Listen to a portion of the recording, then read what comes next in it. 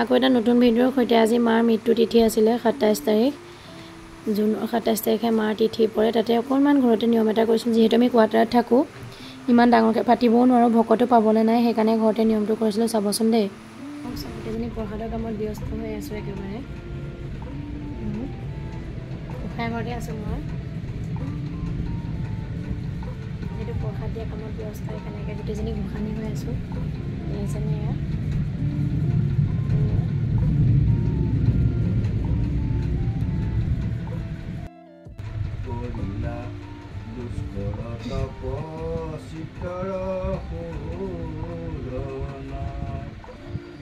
এয়া মাৰ নামতে অকণমান কীৰ্তন পুথি পঢ়া হৈছিলে অকণমান নিয়মটো কৰিছিলোঁ এনেকৈ যিমানখিনি পাৰোঁ শক্তি চাই ভক্তি আৰু বিশেষকৈ বাগানত থাকিলে কোনো ভকত পাবলৈ নাই আমাৰ নিজৰ সমাজ নহয় যিহেতু বহুত মানুহে ভৰি থাকে বাগানত সেইকাৰণে দেউতাই নিয়মটো কৰিছিলে অকণমানকৈ হ'লেও তেনেকৈ নিয়মটো কৰিলোঁ চাবচোন ভিডিঅ'টো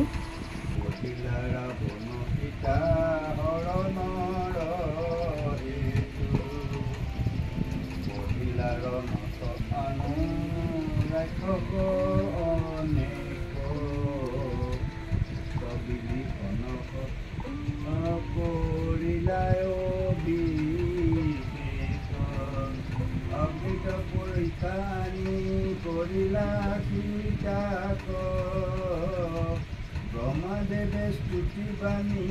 বুলিলা অম্বরিলা পিতার পর বসনে আখিলা ও ভাজা রঙ্গে রঙ্গ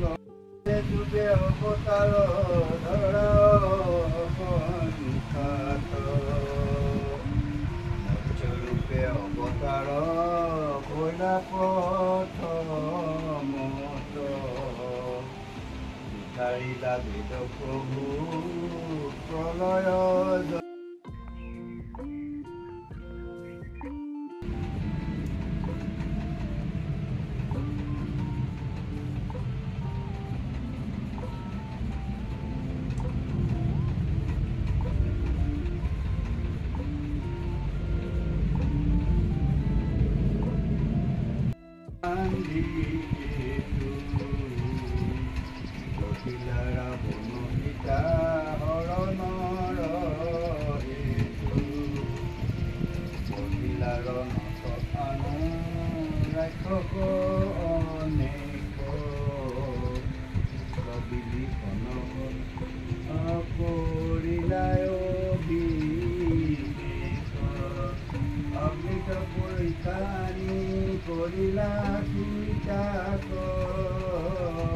ব্রহ্মদেবে স্তুতি বাণী